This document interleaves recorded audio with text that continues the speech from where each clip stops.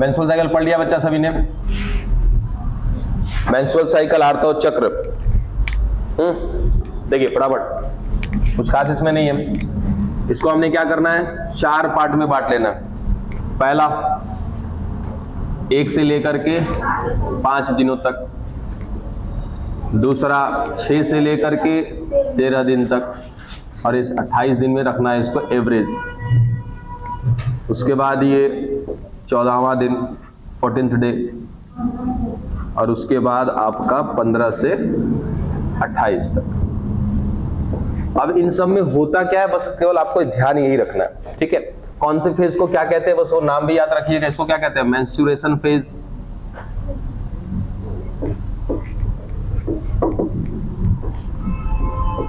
ऋजुस्राव,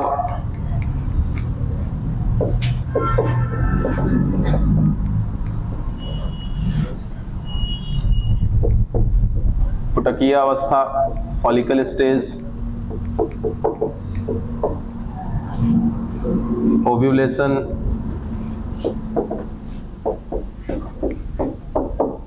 अंडोत्सर्ग, उसके बाद luteal phase.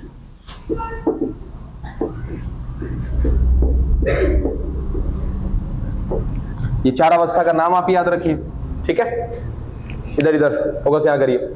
होता क्या है इन चारों में, बस वो आपको ध्यान रखना है। सीधा सीधा हमको स्थिति मालूम है कि कहीं ना कहीं गर्भाशय जो होता है वो कैसा होता है, त्रिस्तरीय होता है, जिसमें से पेरीमेट्रियम, मायोमेट्रियम और एंडोमेट्रियम, ठीक है। अब हम पता है शुरुआत कहां से करते हैं, ज्यादा बेहतर तरीके से समझने के लिए मध्य दिन से शुरुआत करते हैं, फिर वापस आ जाएंगे पहले दिन पे। चलो, ये होगी क्या, पेरीमेट्रियम, फिर उसके बाद मायोमेट्रियम, फिर एंडोमेट्रियम, बाह्य गर्भाशय भित्ति, मध्य गर्भाशय भित्ति और अंत गर्भाशय भित्ति। हम 14वें दिन से शुरू कर रहे हैं, ठीक है। 14वें दिन पर क्या हुआ था, हमको सारी कहानी बखूबी याद है सभी को।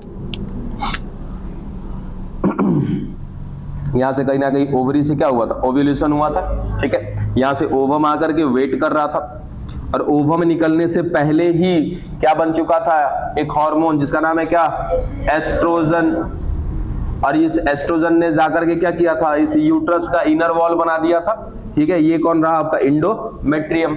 चलो, उसके बाद जैसे ही ओव्यूलेशन हुआ, तो ओव्यूलेशन यानी कि अंडोत्सर्ग होने के बाद, अंडे के बाहर निकलने के बाद कहीं ना कहीं चांस बनता है किसका, निषेचन का, फर्टिलाइजेशन का।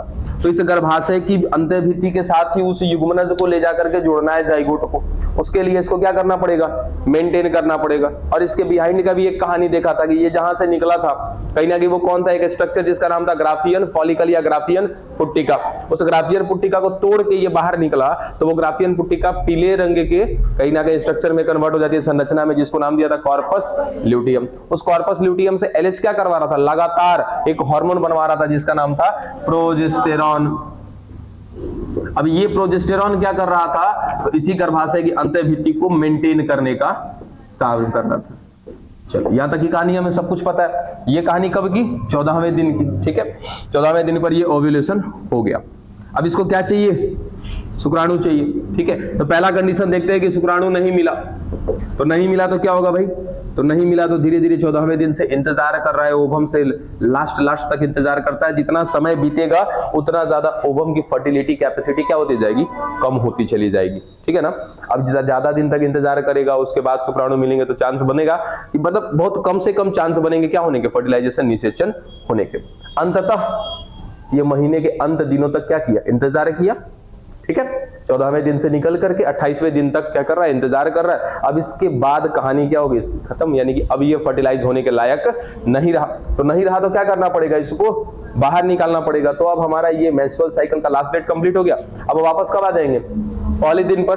तो पहले और दूसरे दिन में याद रखिएगा, पहले और दूसरे दिन में क्या हो जाता है कि हार्मोनल डिसबैलेंस हो जाता है, यानी कि हार्मोन्स के स्तर कम हो जाते हैं, और मेनली कौन से, LH और FSH। LH और FSH के कम होने की वजह से मीन हार्मोन जो है आपके कौन से, एस्ट्रोजन और प्रोजेस्टेरॉन, इनका लेवल भी क्या हो जाएगा, डाउन हो जाएगा।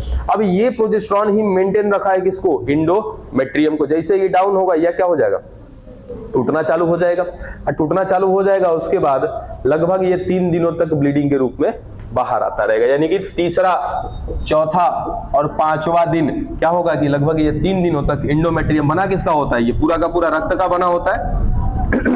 अब ये टूटकर बहना शुरू हो जाता है, जिसको हम कहीं ना कहीं मैच्योरेशन फेज कहने लगते हैं। अब ये धीरे धीरे बहना चालू हो जाएगा और ये भी धीरे धीरे क्या हो जाएगा, बाहर आना चालू हो जाएगा। फाइनली इसको क्या कर दिया जाएगा, बाहर कर दिया जाएगा। तो ये कहानी कब से कब हो रही है बाहर करने की, 1 तारीख से लेकर के 5 तारीख तक। यानी कि अगर किसी महिला में क्या हो रहा है, मैच्योरेशन फेज चल रहा है, इसका मतलब उसके हार्मोन क्या है, डिसबैलेंस है। ठीक है, अब डिसबैलेंस के साथ साथ कहीं ना कहीं उसके अंदर जो अनफर्टाइल एग है उसको भी क्या किया जा रहा है, बाहर किया जा रहा है। ये सारी कहानी, चलो ये दिन भी खत्म हो गया 5 दिन तक। अब फिर से क्या करना है, कहानी को रिपीट करना है। ठीक है, तो अब अगले सेट में यानी कि छठे दिन से क्या हो जाएगा, वापस हार्मोन जो डिसबैलेंस हुए थे LH और FSH वापस अपने जगह पर चले जाएंगे। और ओवरी के अंदर का भी सीन याद करो कि ओवरी के अंदर क्या मिल रहे थे, जर्म सेल। वो जर्म सेल क्या कर रहे थे, अपने आप को कन्वर्ट कर रहे थे किसमें, oogonia में, अंडजनक कोशिका में लगातार विभाजन कर रहे थे। वो कहानी भी पीछे चल रही है और ये सामने से ये भी चल रहा है। ठीक है, तो अंदर क्या बन रहा है, फिर से अंडजनक कोशिका बन रही है, फिर उस पर कौन जाएगा, FSH। तो भाई साहब FSH तो तब बनेगा ना कि जब हमारा LH और अरे सॉरी, ठीक है, LH और FSH का क्या हो गया, लेवल फिर वापस सही हो गया। तो जैसे ही FSH का लेवल सही हुआ, ये FSH कहां चला गया, तो आपके ऊतक कोशिकाओं के पास, फॉलिकल सेल्स के पास, उनको जाकर के क्या कर रहा है, प्रेरित कर रहा है, क्या करने के लिए, ग्राफियन पुट्टिका में बदलने के लिए, यानी कि ग्राफियन फॉलिकल में चेंज होने के लिए। ये ग्राफियन फॉलिकल में बदल भी दिया, जैसे वो ग्राफियन फॉलिकल में कन्वर्ट होगा, उनको क्या करेगा, फिर से प्रेरित करेगा, क्या निकलवा कर लेकर आएगा वहां से, एस्ट्रोजन। और वो एस्ट्रोजन आकर के वापस इस गर्भाशय की अंतःभित्ति को यानी कि इंडोमेट्रियम को बना देगा। देखो हिंदी में तो कुछ कुछ बातें क्लियर हो जाती है, जैसे नाम में ही दे रखा है ना यहाँ पे, पुटकीय अवस्था। अब पुटक कहां पर शब्द आया था, वही पुटक कोशिकाओं के लिए आया था, फॉलिकल सेल्स के लिए आया था, जिसके अंदर कौन क्रिएट होने वाला था, आपका प्राइमरी oocyte, प्राथमिक अंडक बनने वाला था, एक वृद्धि करके प्राथमिक अंडक बनने वाला था। मिल गया क्या हमको, एस्ट्रोजन, गर्भाशय की अंतःभित्ति बन गई। ये सब कहानी कब से कब तक, 6 तारीख से लेकर के 13 तारीख तक। उसी बीच हमें क्या चाहिए, और प्रोजेस्टेरॉन भी चाहिए। फिर वापस ये ओव्यूलेशन से पहले कहीं ना कहीं क्या होगा भाई, ग्राफियन पुट्टिका आपकी टूटेगी, तब तो क्या होगा, वहां से अंडे बाहर निकलेंगे, ओव्यूलेशन होगा, वो बाहर निकलेगा, फिर वो खोखला सा भाग क्या बच जाएगा, कॉर्पस ल्यूटियम। उस कॉर्पस ल्यूटियम को क्या कर दिया जाएगा, फिर LH के द्वारा प्रेरित किया जाएगा, वापस वहां से क्या मिलने लगेगा हमको, प्रोजेस्टेरॉन। वो प्रोजेस्टेरॉन क्या करेगा, फिर इस गर्भाशय की अंतःभित्ति को मेंटेन करेगा। ये कहानी हर महीने चलते रहती है। यही तो है आपका मैच्योरेशन फेज कह लो या पूरा मेंस्ट्रुअल साइकिल कह लो इसको। डन, कुछ है ही नहीं इसमें। फिर से समझाएं, अभी अभी आ रहे हो आप, गलत बात है बच्चा। अब एक काम करें, मोबाइल यूज करते हैं ना, देख लीजिएगा, समय नहीं है अपने पास, सॉरी फॉर दैट। ठीक है, वहां पे देख लीजिएगा, कुछ खास है नहीं बाबू, आगे भी पढ़ना है हम लोग को ना। समय देख रहे हो क्या जा रहा, फिर अंत में जाके फिर नहीं रिवीजन कर पाएंगे पूरा, तो गड़बड़ होगा। मिटा दे इसको। आज कम से कम जुड़वा वगैरह सब पढ़ के क्लियर कर ले।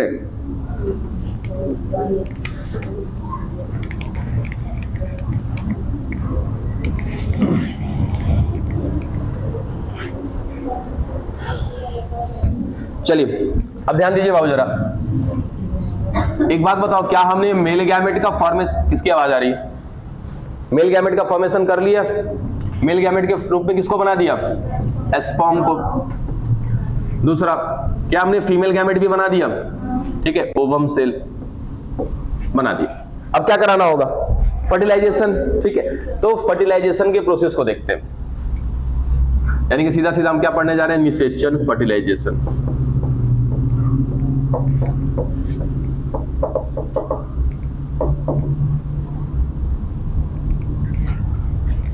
किसका, ह्यूमंस का ना, मनुष्यों में। मनुष्यों में एक नाम याद रखिएगा वैज्ञानिक का, हार्टविग। हार्टविग, ये हार्टविग जो वैज्ञानिक है ना, इन्होंने सबसे पहले ह्यूमंस के फर्टिलाइजेशन को देखा था। यानी कि हम ऐसा कह सकते हैं कि ये खोज करता है कि मनुष्यों में निषेचन कैसे होता है। सबसे पहले बताने वाले, खोजने वाले कौन थे? हार्टविग।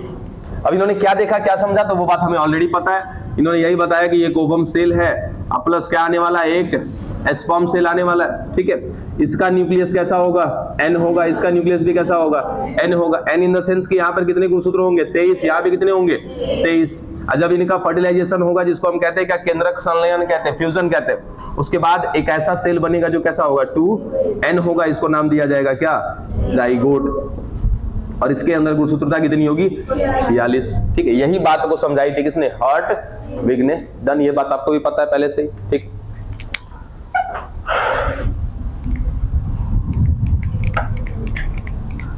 अब हम लोग देखते हैं ना कि भाई फर्टिलाइजेशन यदि हम करा रहे हैं बच्चा, तो फर्टिलाइजेशन कराने के क्रम में कहीं ना कहीं क्या आएगी? कुछ अवस्था आएगी। ठीक है, अब उन अवस्थाओं की अगर मैं बात करूं तो पहला क्या? प्री फर्टिलाइजेशन, यानी कि निषेचन पूर्व घटना।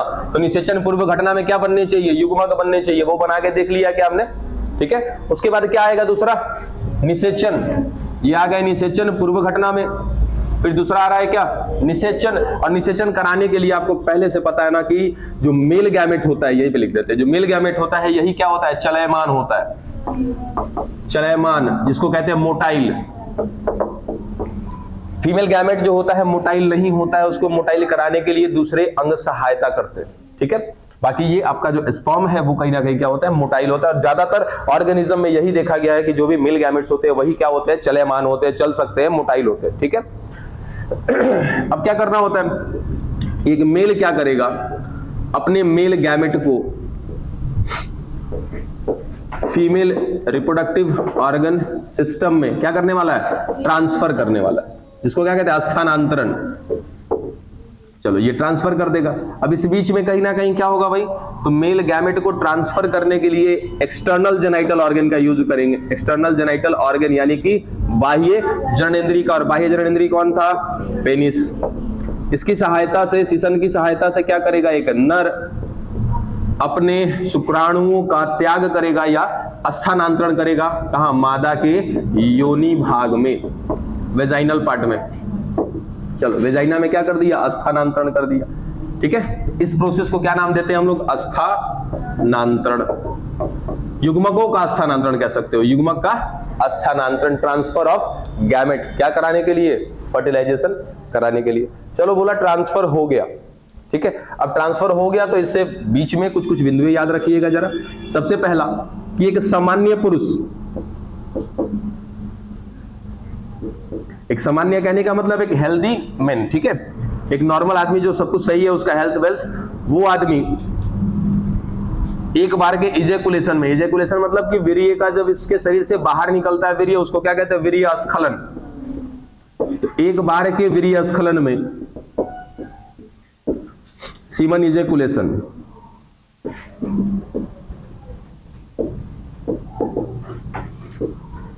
तीन से 5 ml, 3 से 5 ml क्या करता है? सीमेन को इजेकुलेट करता है। यानी कि अपने शरीर से एक बार में एक नर 3 से 5 ml वीर्य का स्खलन करता है। यानी कि उसके शरीर से 3 से 5 ml क्या होने वाले? वीर्य बाहर आने वाले। सीमन कहां पर जाएंगे भाई?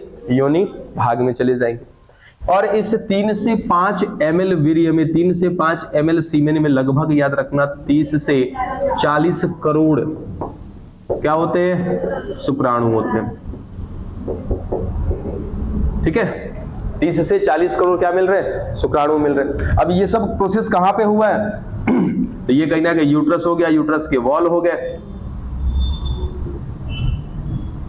ठीक है, और यहां नीचे क्या हो गया? सर्विक्स हो गया। सर्विक्स के बाद फिर क्या? वेजाइना। इस वेजाइनल पार्ट में क्या किया है? तो यहां पर 30 से 40 करोड़ शुक्राणुओं को ला करके छोड़ दिया गया। ठीक है, अब अगला बिंदु में आता है कि यहां से मूवमेंट करते करते चलते चलते कैसे चलेंगे, ये भी प्रोसेस हम लोग देख चुके हैं। जो सीमन इजेकुलेट होगा, जो वीर्य वहां पर स्खलित होगा, उस वीर्य में क्या मिलेगा? फ्रक्टोज मिलेगा। उस फ्रक्टोज को मतलब कि भोजन के रूप में लेकर के ऊर्जा बनाएगा एक शुक्राणु, और उसकी ऊर्जा को इस्तेमाल में लेते हुए कहां जाएगा? ऊपर की ओर जाएगा। ठीक है, उसके साथ साथ प्रोस्टाग्लैंडिन याद है सभी को कि प्रोस्टाग्लैंडिन क्या मिल रहा था? एक हार्मोन मिल रहा था। वो हार्मोन क्या करता है कि जाकर के इस मायोमेट्रियम को, गर्भाशय की मध्य भित्ति को क्या करता है? क्रमानुकुंचित कराता है, कॉन्स्ट्रैक्ट एक्सट्रैक्ट कराता है, जिससे जिससे कि एक गति प्रदान होती है। ठीक है, अब यहां से क्या कर रहा है, शुक्राणु ऊपर की तरफ बढ़ना शुरू कर देता है। तो यहां पर ऊपर की तरफ बढ़ना तो शुरू कर दिया, चलो यहीं पे लिख देते हैं इसकी स्पीड कि भाई शुक्राणु जो है किसी ना किसी स्पीड से तो जा रहा होगा ना। ठीक है, 1.4 मिलीमीटर प्रति मिनट, याद रखिएगा। ये क्या होती है, शुक्राणु की स्पीड होती है, एक स्पर्म की स्पीड होती है, गति होती है। इस गति से वो क्या कर रहा है, ऊपर की ओर जा रहा है। और इसमें जाने में कौन कौन मदद कर रहा है इसकी, तो सबसे पहला क्या किसका यूज कर रहा है, ये फ्रक्टोज का, और दूसरा कौन इस्तेमाल में ले रहा है, प्रोस्टाग्लैंडिन को। ये दो चीजें क्लियर है। ठीक है, लेकिन समस्या क्या है, कितने थे यहाँ पे, 30 से 40 करोड़। यहाँ ऊपर पहुंचते पहुंचते पहुंचते पहुंचते इनकी संख्या क्या हो जाएगी, कम हो जाएगी, लगभग 100 से 200 पहुंचेंगे ऊपर। अब सवाल आता है कि बाकी निकले थे 30 से 40 करोड़ और ऊपर 100 से 200 ही पहुंचे हैं। इस बीच में इन शुक्राणुओं की एक क्षमता देखी जाती है कि जिन शुक्राणुओं के पास क्षमता होती है इन सब कुछ को झेलने की। अब किसको झेलने की, तो दो चीज है। सबसे पहला कि एक महिला, एक मादा जो है कहीं ना कहीं योनि भाग से मूत्र का भी क्या करती है, विसर्जन करती है, यानी कि अपने बॉडी से यूरिन को भी रिलीज करती है। और वो यूरिन को जो रिलीज किया जाता है वो कौन से पार्ट से किया जाता है, वेजाइनल पार्ट से किया जाता है। वहां पे दो होल्स मिल जाते हैं, आपको बताया था, एक यूरेथ्रल होल है और एक वेजाइनल ओपनिंग है। ठीक है, तो वो एरिया कैसा होता है, यहाँ पे एसिडिक होता है। और हमें बखूबी पता है कि वहां पर एसिडिक एरिया होने की वजह से कहीं ना कहीं शुक्राणुओं पर असर पड़ेगा। क्या असर पड़ेगा कि शुक्राणुओं को कैसा वातावरण चाहिए, बेसिक क्षारीय माध्यम चाहिए, और वहां का एरिया कैसा, एसिडिक, अम्लीय। उस अम्लीय वातावरण को झेलना है पहले तो। ठीक है, यहां पर क्या मिल रहा है, अम्लीय वातावरण, इस अम्लीय वातावरण को झेलना है। दूसरा, ये तो चलो इंडोमेट्रियम है, कोई बात नहीं है। इसके पीछे क्या मिल रहा है, मायोमेट्रियम। मायोमेट्रियम किसका बना है, मसल्स का बना है। वहां पे क्या मिल रहे हैं, सेल मिल रहे हैं। और वहां पर सेल में कौन मिल जाएगा बच्चा, आपको WBC मिल जाएगा। WBC क्या करता है, हमारा इम्यून सिस्टम बनाता है। और इसके हिसाब से वो हर चीज जो बाहर से आई है ना, क्या है, वो खतरनाक है। इसके मामले में तो यही दिमाग में है कि भाई साहब जो चीज बाहर से आ रहा है वो हमारे लिए एंटीजन है, क्या करना है, उसको मार करके खत्म कर देना है। ठीक है, तो सबसे पहला अम्लीय वातावरण से बचना है, एसिडिक नेचर से बचना है, किसको, स्पर्म को। दूसरा किससे बचना है, WBC से। अब इन सब को पार करके जिन शुक्राणुओं की क्षमता होगी वो कहां पहुंचेंगे, ऊपर तक। अब ऊपर तक कितने पहुंच रहे हैं, 100 से 200। निकले कितने थे, 30 से 40 करोड़। बाकी की क्षमता नहीं थी। तो जिनके पास क्षमता थी ना, इस बात को कहते हैं कि कुछ शुक्राणुओं में क्षमता थी संधारण की, है ना, जिसको इंग्लिश में कहते हैं कैपेसिटेशन। ठीक है, तो कैपेसिटेशन क्या है, तो कैपेसिटेशन एक ऐसा वर्ड, मतलब कि हम ऐसा कह सकते हैं कि शुक्राणुओं की क्षमता है ना, क्या करने की, इस अम्लीय वातावरण को पार करने की, और दूसरा WBC से लड़ने की। इन सब को झेलते हुए यदि यहाँ वेजाइनल पार्ट से होते हुए कहां पहुंच जाएंगे, यूट्रस के फंडस पार्ट में। फंडस मतलब यूट्रस का सबसे ऊपरी भाग जो ऐसा कैसा है, उभार में होता है ना, उसको क्या कहते हैं, फंडस कहते हैं। पहुंच गए तो इसी की क्षमता को क्या कहते हैं हम लोग, संधारण की क्षमता, कैपेसिटेशन, कैपेसिटी। ठीक है, डन। चलो यहां तक की बात क्लियर। अब क्या हुआ, आगे इधर, अब इसमें से किसी एक फैलोपियन में क्या बैठा होगा, अंडाणु, ओवम सेल होगा। अब ये ओवम सेल आपको बताया ना, कुछ केमिकल रिलीज करता रहता है, क्या बोलते हैं उसको, फर्टिलाइजन। ठीक है, इधर से स्पर्म जा रहा था, स्पर्म भी क्या कर रहा है, कुछ केमिकल रिलीज कर रहा है, उसको क्या बोलते हैं, एंटी फर्टिलाइजन। ये दोनों के दोनों केमिकल क्या करेंगे, एक दूसरे को अट्रैक्ट करेंगे। चलो कुछ इधर भी चले जाएंगे, वो एक अलग की बात है, लेकिन ज्यादातर क्या जाएंगे, इधर की तरफ जाएंगे। क्यों, क्योंकि इधर से क्या मिल रहा है, फर्टिलाइजर मिल रहा है, और इसके पास क्या है, एंटी फर्टिलाइजर। वो एक दूसरे को चुंबक की तरह क्या करेंगे, आकर्षित करेंगे, वो उसकी तरफ रास्ते में बढ़ जाएगा। अब जब बढ़ गया तो उसके बाद की कहानी आगे देखते हैं। क्या यहां तक की बात क्लियर हुई, मिटा दें इसको। ठीक है, चलो जिनको डाउट होगा पूछ लीजिएगा।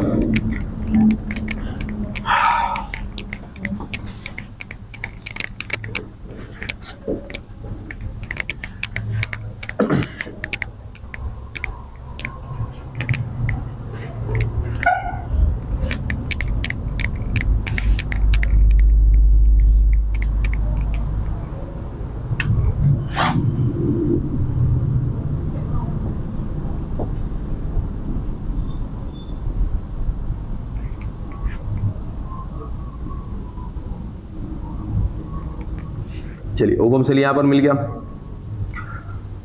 और आ गया कौन, स्पर्म सेल। बहुत सारे आए होंगे, कोई ऐसा तो जरूरी नहीं कि एक ही आया होगा, बहुत सारे आए होंगे।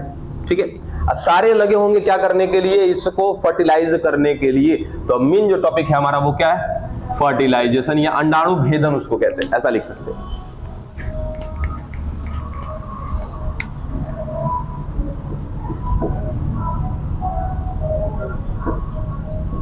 अंडाणु भेदन, यानी कि अब इस बार क्या करने वाला है कि एक शुक्राणु अंडाणु के साथ जुड़ने वाला है उसकी झिल्ली के साथ। ठीक है,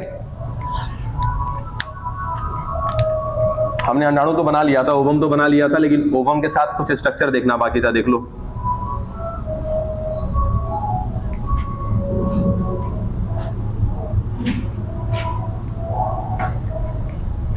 कौ बजे से क्लास है जी अपना? 15 मिनट और लेट आया होता बाबू, क्लास नहीं मिलता, गाड़ी नहीं मिल रहा था। अच्छा चलो कोई बात नहीं। देखो ओवम सेल की बात किया था, अब इसको हम बताते हैं कि ये कौन है भाई। अभी हमारा सेकेंडरी oocyte है ये।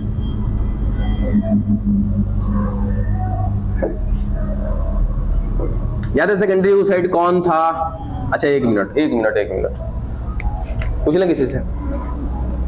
गोवर्धन बता दो बाबू, तू आ रहा था ना, पता द्वितीय कंडक कौन था? हाँ हो गया था, नहीं हो गया था, तो पहले ही गड़बड़ कर रहा है। अर्धसूत्री जब द्वितीय कंप्लीट हो जाएगा तब तो अंडाणु बन जाएगा।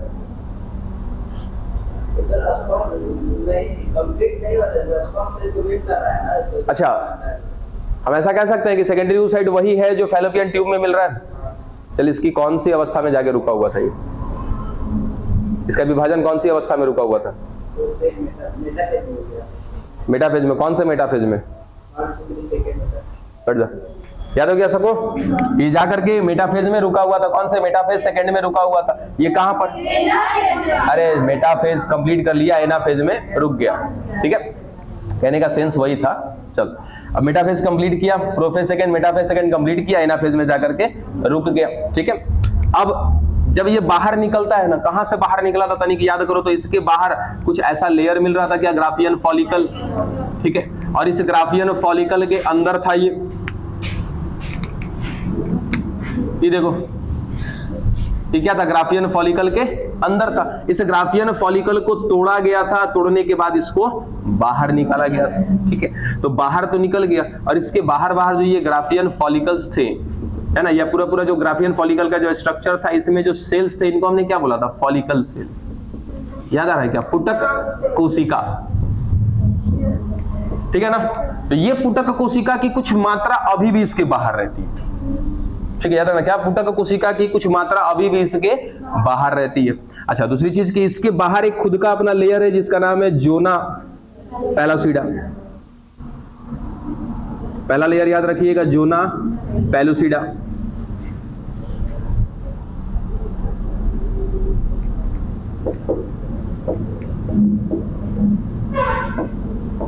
चलो जोना पैलोसिडा, और इसके बाहर क्या मिल रहा है? अभी भी कुछ सेल मिल रहे हैं। कौन से सेल? पुटक कोशिका फॉलिकल सेल।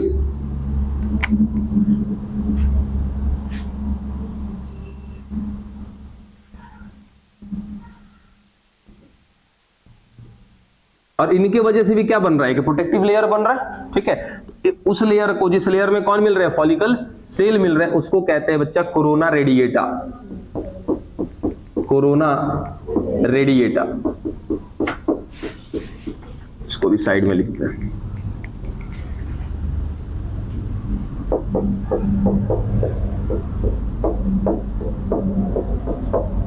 चलो दो लेयर मिलते हैं, इतना तो क्लियर हो गया कि ओवम सेल जो है, ओवम सेल पर क्या मिलते हैं? दो लेयर। सबसे पहला इसका अपना खुद का लेयर, कौन सा? जोना पैलोसिडा। उसके बाद ये निकला था ग्राफियन फॉलिकल को तोड़ करके, उस ग्राफियन फॉलिकल को बनाने के लिए जिम्मेदारी किसकी थी? पुटक कोशिकाओं की, फॉलिकल सेल्स की। तो तोड़ने के बाद जब निकला है ना, तो इसके बाहर अभी भी थोड़े बहुत मिल रहे हैं, उसकी वजह से भी क्या बन रहा है? एक प्रोटेक्टिव लेयर बन रहा है। इसको हम क्या बोलते हैं? Corona radiata. डन। चलो अब क्या हुआ था यहाँ पे? स्पर्म आ गए थे क्या? ठीक है, लेकर आते हैं स्पर्म को।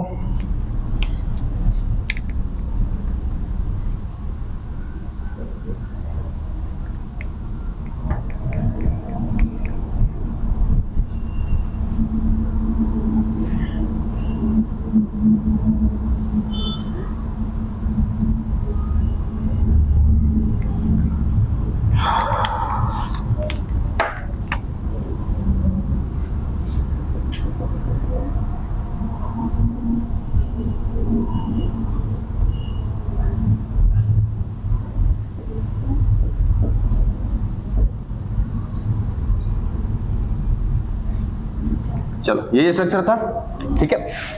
अब इस वाले हिस्से का नाम याद है आप लोग को, एक्रोसोम। और एक बात, ये कहां क्या करके रुका हुआ है, प्रोफेज सेकेंड करके रुका हुआ है, मेटाफेज सेकेंड कर लिया है, सॉरी प्रोफेज और मेटाफेज सेकेंड करके क्या हो गया, रुक गया। अब इसमें क्या कराना बाकी है, एनाफेज और टेलोफेज। जैसे आके इसको स्पर्म क्या करेगा, टच करेगा, टच करते ही क्या हो जाएगा, इसका एनाफेज और टेलोफेज दोनों कंप्लीट हो जाएगा। जैसे कंप्लीट हो जाएगा ये क्या कर लेगा, अपने आप को फिर से डिवाइड कर लेगा, ठीक है। और जब डिवाइड करेगा तो कितने केंद्रक बन जाएंगे इसके अंदर, 2। एक को नाम देंगे क्या, ओवम सेल हो गया। हालांकि 2 सेल बनेंगे, केवल केंद्रक में 2 सेल बनेंगे, ठीक है। इसमें से एक सेल को नाम दिया जाएगा, जो बड़ा होगा उसको नाम क्या देंगे हम लोग, ओवम सेल। और जो छोटा होगा वो कहीं ना कहीं क्या कहलाएगा, सेकेंडरी पोलर बॉडी, द्वितीय ध्रुवीय काय, ठीक है। अब उसे द्वितीय ध्रुवीय काय का काम क्या होता है कि यहां से इस पूरे प्रोटेक्टिव लेयर से ना बाहर निकलने का काम करेगा, क्योंकि उसका कुछ काम है नहीं। तो जहां से वो बाहर निकलेगा ना, वहीं पर आकर के ये शुक्राणु क्या करेगा, अटैच करेगा अपने आप को। तो चलो हमने कह दिया यहां से क्या कर रहा है, ये अपने आप को बाहर निकाल लिया। कौन, सेकेंडरी पोलर बॉडी, द्वितीय ध्रुवीय काय। और इसी जगह पर आकर के जुड़ेगा कौन, शुक्राणु। कैसे जुड़ेगा, और चीज देखो, इस एक्रोसोम में मिलता है बाबू क्या, कुछ एंजाइम, ठीक है। अब एंजाइम कैसे होते हैं, पाचनीय होते हैं।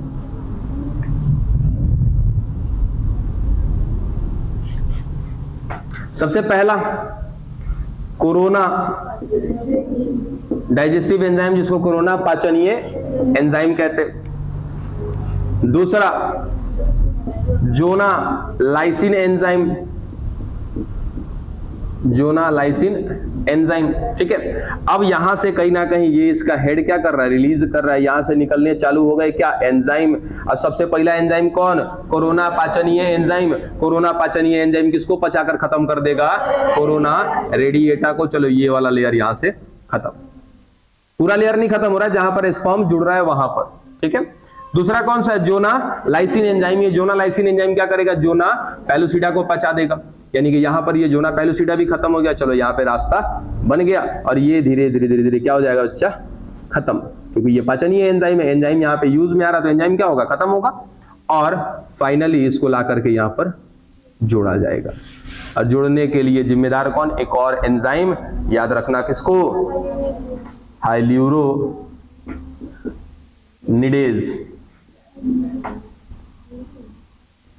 तो ये 3 एंजाइम याद रख लीजिएगा बच्चा, किसमें, एक्रोसोम में, ठीक है।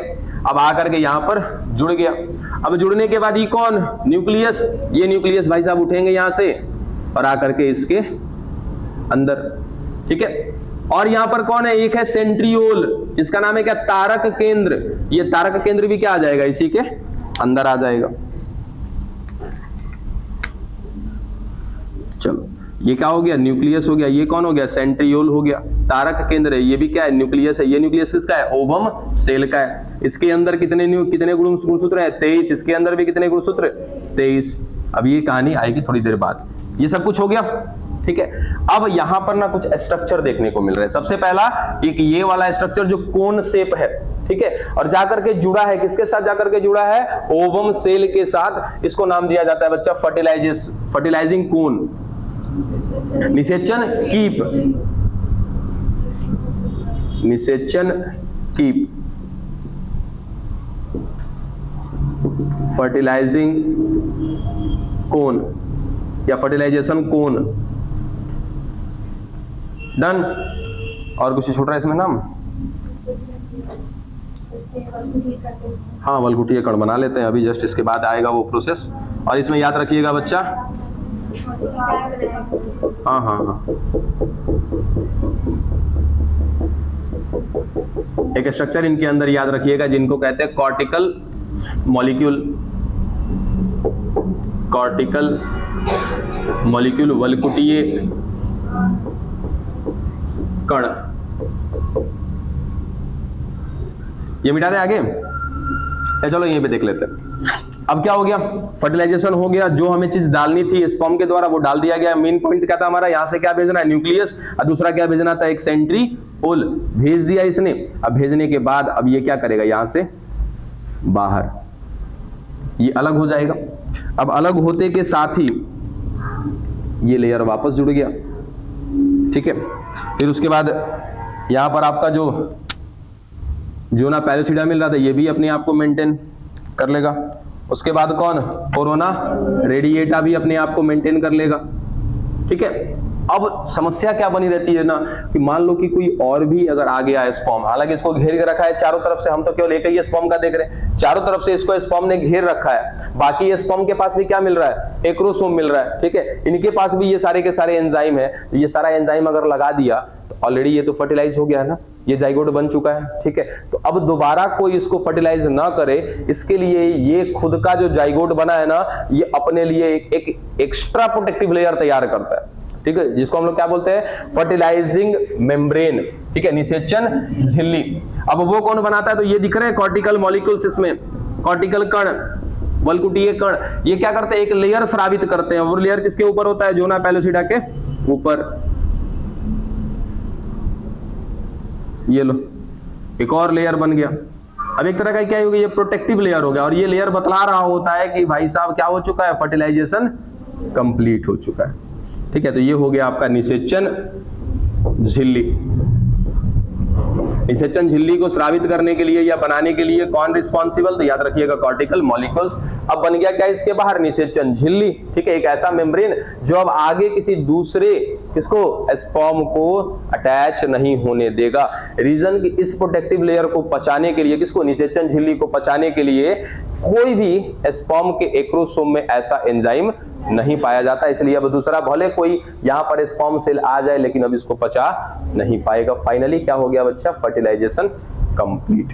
ठीक है, अब फर्टिलाइजेशन कंप्लीट हो गया, क्या मैं इसको अब दे दूं नाम जाइगोट का, चलो अब जाइगोट का नाम तो दे दिया। अब ये क्या कर लेगा, ये दोनों न्यूक्लियस अपने आप को फ्यूज कर लेगा, जोड़ लेगा। अब इसका ये लो दोनों का दोनों आपस में जुड़ गया, क्या बना लिया है, द्विगुणित संरचना। अभी भी इसमें एक सेंट्रियोल बचा हुआ है।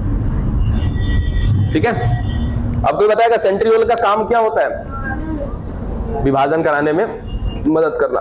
क्योंकि जब भी हमको सेल डिवीजन कराना होता है तो सेल डिवीजन कराने के लिए क्या चाहिए, सेंट्रियोल चाहिए, तारक केंद्र चाहिए। ठीक है, अब वही तारक केंद्र क्या करते हैं, तो ध्रुव पर यानी कि पोल्स पर चले जाते हैं। अच्छा, एक पोल से याद आया, एनिमल पोल। एनिमल पोल को हिंदी में क्या बोला था, देखो जरा, सक्रिय ध्रुव। हाँ, जिसका ये छूट गया था, एनिमल बोला तो याद आ गया। याद है आपको, यहां से एक सेकेंडरी पोलर बॉडी निकला था। ठीक है, तो सेकेंडरी पोलर बॉडी जिस लोकेशन से निकलता है ना, उस लोकेशन को नाम दिया जाता है सक्रिय ध्रुव। याद रखिएगा, सक्रिय ध्रुव। ठीक है, इंग्लिश में कहते हैं उसको एनिमल पोल। ये एक वर्ड रह गया था, इसको भी ध्यान में रखिएगा। एनिमल पोल क्या है, तो ये वो लोकेशन है जहां से कौन निकला था बाहर, द्वितीयक ध्रुवीय काय बाहर निकला था। ठीक है, एनिमल पोल।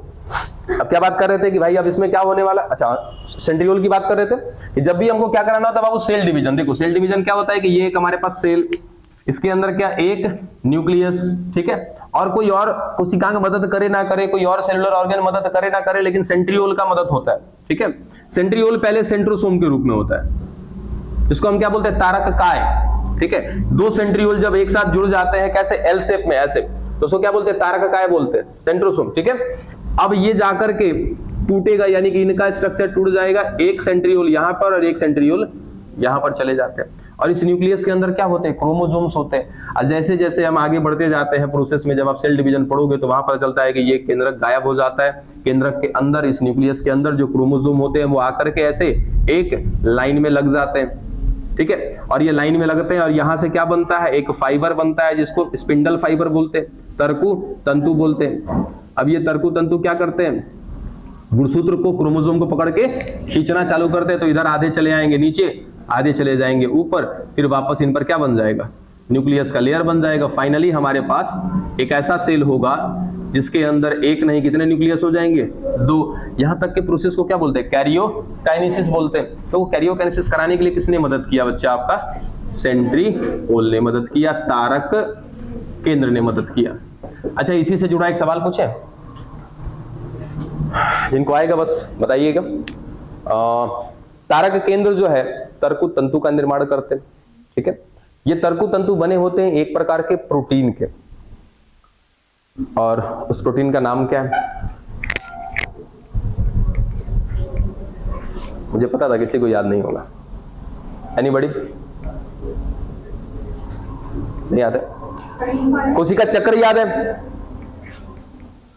कोशिका चक्र G1, S, G2 karyokinesis, cytokinesis. G1 में क्या होता है? कोशिका का वृद्धि होता है। S में क्या होता है? डीएनए का डुप्लीकेशन होता है। और G2 में क्या होता है? स्पेशल टाइप के प्रोटीन बनते हैं जिसका नाम है ट्यूबुलिन प्रोटीन, है ना? अब वही प्रोटीन है, मुंडिया हिला लो तो तुम हिलाते रहो मुंडी, उसके बाद हम तुमको, तो वही ट्यूबुलिन प्रोटीन जो होते हैं कोशिका के अंदर फैले होते हैं और उन्हीं का क्या किया जाता है? कंडेंसेशन किया जाता है, संघनन किया जाता है। तो क्या बनता है? आपका तरकु तंतु बनता है। ठीक है, चलो इतना तो बात समझ में आया कि भाई साहब हमें क्या चाहिए? अगर 1 से 2 सेल बनाना है तो क्या करना पड़ेगा? सेंट्रियोल तो चाहिए, और ओवम सेल के अंदर सेंट्रियोल नहीं होता है, इसीलिए स्पर्म सेल के से क्या किया गया था? 1 सेंट्रियोल को डाला गया था। ठीक है, अब 1 से कितने सेंट्रियोल हो जाएंगे? ये 2 हो जाएंगे, डिवाइड करके अपने आप को। उसके बाद ये हो गया हमारा कौन? जाइगोट। जाइगोट से अब अगला प्रोसेस क्या चाहिए? अब हमको क्या करना होगा? इसको किसमें कन्वर्ट करना होगा? एम्ब्रियो में कन्वर्ट करना होगा। यानी कि अब अगला प्रोसेस क्या है? एम्ब्रियो जेनेसिस, भ्रूणीय विकास। ठीक है, जिसको हिंदी में क्या बोलते हैं? भ्रूणोद्भव। ठीक है, अब भ्रूणोद्भव का मतलब क्या होता है? एम्ब्रियोजेनेसिस का मतलब क्या होता है? कि आपका जाइगोट डिवीजन स्टार्ट करेगा। जाइगोट कैसा होता है? यूनिसेलुलर होता है। ये जाइगोट क्या करेगा? अपने आप को डिवाइड करता जाएगा क्या करेगा? मल्टी सेलुलर बनाएगा, बहुकोशिकीय बनाएगा। और उसी बहुकोशिकीय संरचना को क्या कहते हैं हम लोग? एम्ब्रियो कहते हैं। उस पूरे इस प्रक्रिया को क्या नाम दिया जाता है? भ्रूणोद्भव, एम्ब्रियोजेनेसिस। अब सोचो कि एक सेल से बहुत सारे सेल बनाने हैं तो क्या करने पड़ेंगे? सेल डिवीजन करने पड़ेंगे। ठीक है, और वो सेल डिवीजन कराने के लिए कहीं ना कहीं किसकी जिम्मेदारी है? सेंट्रियोल की जिम्मेदारी। मिटाएं सब कुछ, मिटा देना।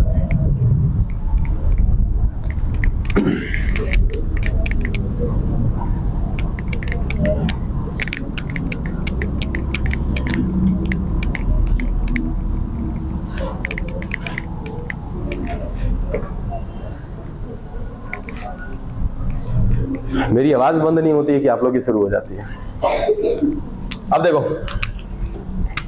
अब चल रहे हैं क्या देखने के लिए कि भाई हमारे पास क्या मिल गया? हमको जाइगोट मिल गया। क्या बनाना है अब इससे? एम्ब्रियो बनाना है। तो सीधा सीधा डेवलपमेंट ऑफ एम्ब्रियो, भ्रूण का विकास देखने जा रहे हैं। अब पूरी प्रक्रिया को नाम दे सकते हैं, पता है ना? एम्ब्रियोजेनेसिस। अब इसके बिहाइंड पहले एक चीज समझो कि जब सेल डिवीजन हम कराते हैं, ठीक है, कोशिका विभाजन कराते हैं तो क्या होता है? एक कोशिका, अच्छा अब यहां से कौन सा डिवीजन स्टार्ट होगा ये भी याद रखना, समसूत्री। हाँ, विदलन वही कहेंगे उसको, समसूत्री ही होता है। विदलन नाम हम लोग इसलिए देते हैं क्योंकि उसके सेल सेपरेट नहीं होते, कोशिका उसकी अलग नहीं होती है। ठीक है, लेकिन गुणसूत्रता की बात अगर करें तो कैसा है? समसूत्री। अब देखो बाबू, सेल डिवीजन का मतलब क्या है कि क्या कराना है हमें? 1 से कितनी कोशिका बनानी है? 2। इस बीच में क्या आएगा? कैरियोकाइनेसिस और साइटोकाइनेसिस। कैरियोकाइनेसिस करने के बाद इसी सेल के अंदर कितने न्यूक्लियस? 2। उसके बाद जब साइटोकाइनेसिस होता है तो यही सेल का जो मेम्ब्रेन है ना, वो ऐसे अंदर की तरफ दबने लगता है ऐसे। ठीक है, अब फाइनली दब करके यहां बीच में और दब जाएगा तो क्या कर देगा? अपने आप को 2 सेल में कन्वर्ट कर देगा। हो गया ना 2 सेल। ठीक है, ये दोनों का दोनों सेल क्या करता है? अपने आप को एक दूसरे से दूर रखता है, सेपरेट रखता है। ये बात याद रखिएगा। एक सामान्य डिवीजन में, एक नॉर्मल जो डिवीजन होता है, उस नॉर्मल से डिवीजन में क्या किया जाता है? एक सेल से कितने सेल बनाए गए? 2 सेल बनाए गए। ठीक है, अब ऐसा डिवीजन क्या कहलाता है? ये भी याद रखना, समसूत्री। समसूत्री की पहचान है कि एक सेल से कितने सेल बनते हैं? 2 सेल बनते हैं। और मेन जो पहचान है इसका कि यहां पर कितना न्यूक्लियस, सॉरी जितना भी यहां पर क्रोमोसोम होगा तो नंबर ऑफ क्रोमोसोम जितना यहां पर होंगे उतना ही क्या होंगे यहां पर। इसको हम लोग सीधा साधारण में कह देते हैं कि मातृ कोशिका में गुणसूत्रों की संख्या पुत्री कोशिका में गुणसूत्रों की संख्या क्या होती है? आपस में समान होती है, इक्वल होती है। ठीक है, ये क्या कहलाया? समसूत्री। किस आधार पे? कि इनमें गुणसूत्र बराबर थे, क्रोमोसोम बराबर थे, इसलिए हमने क्या कह दिया? समसूत्री। और दूसरा बात कि इनके बने हुए जो नए डॉटर सेल होते हैं वो एक दूसरे से क्या होते हैं? दूर होते हैं, सेपरेट होते हैं। ठीक है, ऐसा ही होगा यहां पर, लेकिन थोड़ा सा प्रोसेस क्या होगा? चेंज होगा। ये तो एक सामान्य डिवीजन हो गया, लेकिन यहां पे क्या देखने वाले हम लोग? विदलन। हमारे पास जाइगोट कैसा है? 2n है। ठीक है, अब इसमें क्या होने वाला? डिवीजन। और उस डिवीजन को क्या नाम देंगे बच्चा? हम विदलन, क्लीवेज बोलते हैं।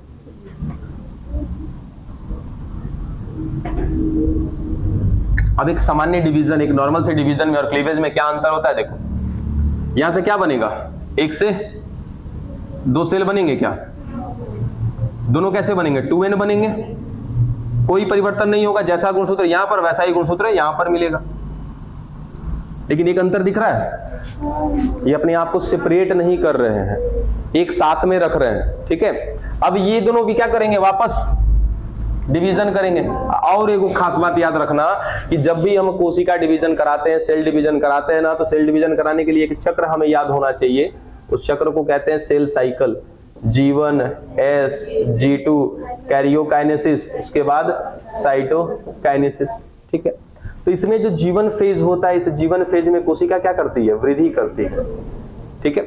यहाँ पर डीएनए का डुप्लीकेशन होता है, यहाँ पर क्या बनते हैं, कुछ खास किस्म के प्रोटीन बनते हैं। कैरियोकाइनेसिस में क्या होता है, केंद्रक का डिवीजन होता है, और यहाँ पर साइटोकाइनेसिस में कोशिका द्रव्य का डिवीजन होता है। चलो यहाँ पर ये वृद्धि आ रहा है क्या, ठीक है, वहां वृद्धि नाम की कोई चीज नहीं होगी, ठीक है। जैसे एक रोटी का टुकड़ा लो, उसको 2 टुकड़ा करो, फिर जोड़ोगे तो रोटी के साइज में ही आएगा। उस 2 टुकड़े के भी और 2 टुकड़े करो, कितने हो जाएंगे, 4, फिर जोड़ोगे तो उतना ही साइज में रहेगा। ठीक ऐसा ही बाबू यहाँ भी चलता है, ठीक है। तो एक सामान्य डिवीजन में और एक क्लीवेज में यही 2 अंतर पाए जाते हैं। पहला चीज कि यहाँ पे कोशिका सेपरेट नहीं होगी, और दूसरा उनका आकार क्या होगा, उतना ही बना रहेगा, ठीक है। थोड़ा सा हमने बड़ा बना दिया, कोई बात नहीं, इसी को बड़ा कर लेते हैं, चलेगा, ठीक है। अब नेक्स्ट क्या करेंगे, 2 से अपने आप को 4 करेंगे, तो 4 करेंगे तो वापस यहीं पर चिपके रहेंगे।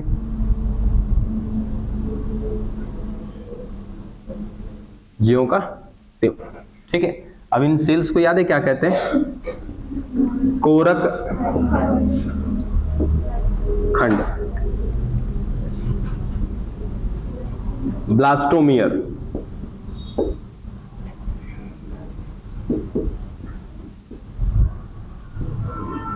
ठीक है। इसी तरीके से ये धीरे धीरे डिवीजन करते जा रहे हैं, और डिवीजन करने के साथ साथ ये थे कहां पे, फैलोपियन ट्यूब में। देखो यहाँ फैलोपियन ट्यूब में मिल रहा था एक जाइगोट, अब इसने क्या किया, डिवीजन करना शुरू किया, 1 से 2, 2 से फिर कितने हुए, 4, ये चारों एक साथ मिल रहे हैं। ऐसे डिवीजन करते जा रहे और आगे की ओर बढ़ते जा रहे हैं, ठीक है। अब ये फाइनली कहां तक डिवीजन करते हैं, 8 से 16 कोरक खंड, ठीक है। ये भी याद रखिएगा कितना, 8 से 16 कोरक खंड, यानी कि 8 से 16 सेलुलर फेज में चले जाएंगे ये, जिनको एक नाम दिया जाता है ना, मोरूला ना, मोरूला। हिंदी में क्या बोला था, तूतक, सॉरी, चलो तूतक। इसको एकदम याद रखिएगा, ये आपके लिए इंपॉर्टेंट पता है क्यों है, क्योंकि इसके बाद पढ़ेगा ना टेस्ट ट्यूब बेबी, तो वहां से जुड़े हुए कुछ सवाल बनते हैं यहाँ पर। इसीलिए इसको याद रखिएगा कि मोरूला किसको कहते हैं, कि जब जाइगोट क्लीवेज करके कितने सेलुलर स्टेज में चला जाता है, 8 से 16, तब उस स्ट्रक्चर को क्या नाम देते हैं हम लोग, मोरूला तूतक कहते हैं, ठीक है। जैसे जैसे ये डिवीजन करता जा रहा है, फिर फाइनली आ करके यहाँ पर क्या करेगा, अपने आप को एंडोमेट्रियम से जोड़ने वाला है, ठीक है। यहाँ तक की बात क्लियर, समय है अभी अपने पास, इसी का अभी थोड़ा सा बाकी है, इसका भी डेवलपमेंट बाकी है, यहाँ पर अभी लेकर आएंगे तो बहुत सारी चीजें बाकी है। यहाँ पे किससे जुड़ा हुआ है हमारा, क्या जुड़वा का सीन, वो जुड़वा वाला सीन यहीं पे खत्म कर देते हैं, मिटा दें इसको। कि जुड़वा बच्चे कैसे पैदा हो जाते हैं वो बात, जुड़वा बच्चे देखा आपने सभी ने, अरे मत कह देना, सच में देखे हो, तो देखे हो तो अच्छी बात है। जुड़वा बच्चे कैसे हो सकते हैं, या कैसे होते हैं जुड़वा बच्चे, अच्छे होते हैं।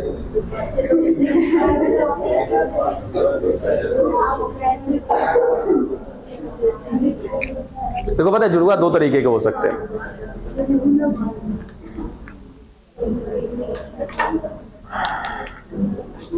एक ऐसे जुड़वा बच्चे होंगे ना जो आपस में बिल्कुल क्या होंगे, सेम होंगे, यहां तक कि लक्षण भी उनके क्या होंगे, सेम होंगे, सकल सूरत, हाव भाव, रंग रूप सब कुछ क्या होगा, सेम होगा, ठीक है।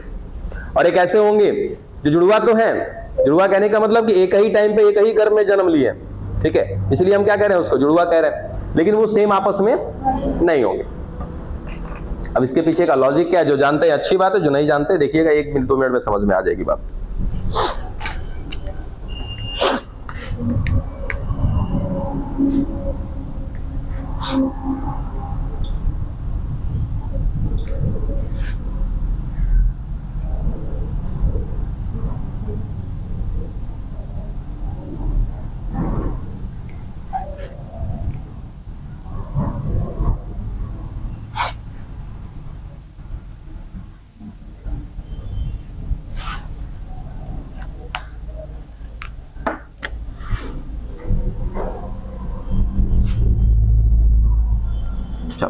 यहां से क्या मिल रहे थे बच्चा, जाइगोट, सॉरी यहाँ पे क्या था, ओवम सेल। ठीक है, और एक बात और पता है कि नहीं, कि हर महीने जो ओव्यूलेशन हो रहा था ना, हर महीने जो मेंस्ट्रुअल साइकिल चल रहा था, जिस दौरान क्या बन रहे थे, ओवम सेल। तो ओव्यूलेशन जो हो रहा था, ओव्यूलेशन का मतलब क्या कि ओवरी से निकल करके ओवम सेल का कहां चले जाना, फैलोपियन ट्यूब में। अगर आपने इसको लेफ्ट माना है तो ये क्या होगा, राइट। और ये भी याद रखिएगा कि दोनों ओवरी एक साथ काम नहीं करते, अनफॉर्चुनेटली कभी कर गए वो एक अलग की बात है। उसी वजह से कहीं ना कहीं जुड़वा बच्चे भी बनते हैं। ठीक है, ये तो नॉर्मली हर मंथ में एक काम करता है, दूसरा मंथ में दूसरा काम करता है। यानी कि हम कह सकते हैं कि ये कैसे काम करते हैं, एकांतर रूप से काम करते हैं, ऑल्टरनेट काम करते हैं। ठीक है, अगर जनवरी के महीने में लेफ्ट वाले ने काम किया तो फरवरी के महीने में कौन काम करेगा, राइट वाला काम करेगा। ठीक है, यानी कि जनवरी के महीने में लेफ्ट वाले फैलोपियन ट्यूब में ओवम सेल है, तो फरवरी में किस में मिलेगा, राइट वाले में मिलेगा। ठीक है, चलो अब जुड़वा की कहानी देख रहे हैं। जुड़वा में सबसे पहला बात याद रखिएगा, एक ऐसा जिनको क्या कहते हैं, समयुग्मनजी, समयुग्मनजी,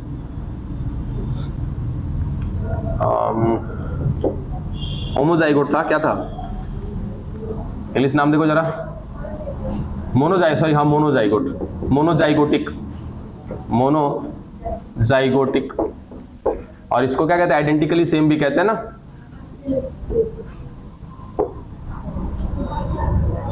आइडेंटिकली मोनोजाइगोटिक बोलते हैं ना,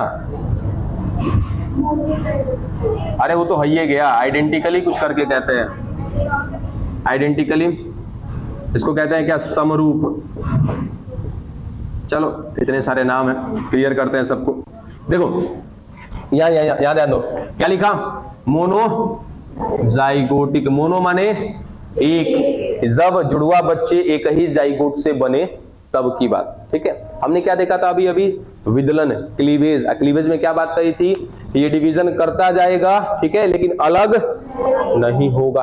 ठीक, अब देखो यहां पर हमने एक बात और, अभी लिंग निर्धारण समझते हो, सेक्स डिटर्मिनेशन, कि जो आने वाला बच्चा है वो एक लड़का होगा कि लड़की होगी, इसकी पहचान करना कहीं ना कहीं, या उसके बारे में जानना क्या कहलाता है, सेक्स डिटर्मिनेशन कहलाता है, लिंग का निर्धारण कहलाता है।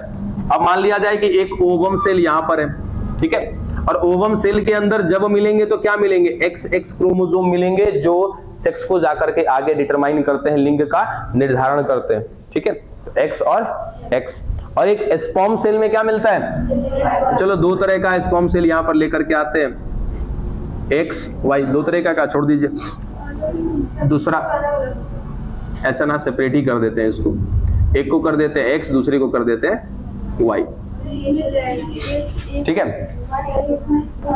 अरे हाँ सुनो, इसको डायग्राम में दे दें, या फिर ऐसा करते हैं XX और XY चलेगा।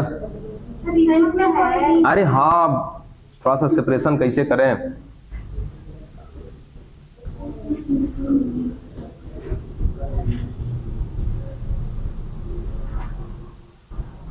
अभी खाली याद रखो कि एक में क्या आ रहा है, X आ रहा है, दूसरे में क्या आ रहा है, Y आ रहा है। ठीक है, यानी कि जो मेल होता है बच्चा, मेल की जिम्मेदारी होती है कि उसका कौन सा स्पर्म जाकर के ओवम को फर्टिलाइज कर रहा है, X वाला या Y वाला। ठीक है, तो यही डिपेंड करता है, भले आदमी लड़कियों को दोष देते हैं ना। ठीक, चल अब क्या होने वाला है कि मान लिया कि हमने क्या कर रहा है, इसको X वाला फर्टाइल कर रहा है। X वाला यदि फर्टाइल करेगा तो पहला केस क्या बनेगा, यहाँ पर जो जाइगोट बनेगा उस जाइगोट के अंदर क्या मिला, X और X, यानी कि ये जो जाइगोट है ये आगे चल के किसको जन्म देगा, लड़की को जन्म देगा। ये क्या है, फीमेल का सिंबल। ठीक है, गर्ल है ये। अब ये क्या शुरू करेगा, यहां से क्लीवेज, विदलन शुरू करेगा। विदलन शुरू कर रहा है, क्या बना रहा है, ब्लास्टोमियर बना रहा है। ठीक है, अब ब्लास्टोमियर बना रहा है तो इस वाले में भी क्या होगा, XX होगा, इसमें भी क्या होगा, XX होगा। और दोनों के अंदर लक्षण समान होंगे, क्यों, क्योंकि इनके अंदर सेम टू सेम वही न्यूक्लियस किसका, ओवम वाला, और वही न्यूक्लियस किसका, स्पर्म वाला मिल रहा है, दोनों के दोनों में। आगे चल करके ये और अपने आप को डिवाइड कर रहा है, फिर X और X इसमें मिल रहा है। ठीक, लेकिन आगे जाते जाते क्या हुआ कि ये टुकड़े अलग हो गए। मान लिया जाए कि ये इधर सेपरेट हो गया और ये इधर सेपरेट हो गया। ठीक है, और दोनों जाकर के अलग अलग क्या हो जाएंगे, सिचुएट हो जाएंगे, कहां पर, गर्भाशय में। अब इसके पास जो लक्षण है इसके पास भी क्या है, सेम लक्षण है। ये कैरेक्टर रखा है किसका, एक्स एक्स का, तो इसके पास भी कैसा कैरेक्टर है, एक्स एक्स। तो हमेशा याद रखिएगा कि जो समयुग्मनजी होते हैं, ऐसे बच्चे जो एक ही जाइगोट के टूटने से बनने होते हैं, उनमें जो जुड़वा बच्चे का सीन आएगा वो क्या होगा कि हमेशा या तो लड़की वाला फर्टिलाइज किया होगा एक्स एक्स, तो दोनों बच्चे कैसे होंगे, दोनों की दोनों लड़की होगी। और यहां पर एक केस उल्टा लेकर के आ जाओ कि यहां पर क्या मिल रहा है, एक्स, यहां पर जो स्पर्म आया था वो कौन सा आया था, चलो वाई वाला, तो वाई वाला आया था, तो यहां पर जो जाइगोट बनेगा वो कैसा बनेगा, एक्स वाई वाला बनेगा। और इधर भी जो जाएंगे वो कैसे चले जाएंगे, एक्स वाई वाले चले जाएंगे। तो यहां पर क्या बनेगा, दूसरा एक सीन लड़का बनेगा, ठीक है। तो दूसरा बच्चा भी क्या बनेगा, लड़का ही बनेगा। तो यहां से ऐसे ही सवाल बनते हैं कि अगर मोनोजाइगोटिक हुआ तो जो जुड़वा बच्चे होंगे, तिड़वा भी हो सकता है, ठीक है, तिड़वा, हाँ होता है भाई। अब ये सब उल्टा पुल्टा दिमाग में ना लेगा कि सब संभव है, नहीं है संभव, तो ऐसे ऐसे केस देखे जाते हैं कि बहुत सारी चीजें संभव होती है। तो अगर यहाँ पे 3 बच्चे भी होंगे तो तीनों के तीनों बच्चे कैसे होंगे, लड़की होगी तो तीनों लड़के ही होंगे, लड़का होंगे तो तीनों के तीनों लड़के ही होंगे। क्यों, क्योंकि एक ही जाइगोट के टूटने से बने हैं और ये सारे के सारे क्या होंगे, आइडेंटिकली सेम होंगे। क्यों, क्योंकि सबके अंदर जो क्रोमोसोम होगा बिल्कुल कैसा होगा, सेम टू सेम होगा। सीधा सीधा की सकल सूरत, हाव भाव रंग रूप जो भी लक्षण होंगे ना, सारे के सारे क्या होंगे, समान होंगे, ठीक है। जुड़वा से पहले भी बता चुके हैं, जुड़वा से इस बात का कोई लेना देना नहीं है कि एक को सर्दी होगा तो दूसरों को सर्दी होगा, वो अलग की बात है, ठीक है। वो दोनों भले लक्षण में समान है, वो अलग की बात है, लेकिन सबका कैपेसिटेशन, सबकी क्षमता क्या होती है, अपनी अलग अलग होती है। क्या आप लोगों को याद है उपार्जित लक्षण, ठीक है। तो अपने जन्म लेने के बाद हम बहुत सारी परिस्थितियों को झेलते हैं, उस परिस्थितियों के अनुसार हम अपने आप को क्या करते हैं, अनुकूलित कर लेते हैं, ठीक है। कोई जरूरी नहीं है कि दोनों मार्कर हमने एक साथ लाया, दोनों का दोनों ब्लू है तो दोनों एक ही समय तक चलेगा, ऐसी कोई बात नहीं होती, ठीक है। चलो यहां तक की बात क्लियर कि दोनों होंगे तो क्या, या तो लड़की होंगी दोनों की दोनों, या तो दोनों की दोनों क्या होंगी, लड़के होंगे। ये हुआ पहला केस। और ऐसा अगर हुआ तो दोनों के दोनों लड़कियां या दोनों के दोनों लड़के क्या होंगे, बिल्कुल हुबहू सेम होंगे आपस में। हाँ, कुछ ऐसे कोइंसिडेंस देखे जाते हैं कि एक की तबीयत खराब तो दूसरे का भी तबीयत खराब। खत्म ये। अब एक दूसरा सीन,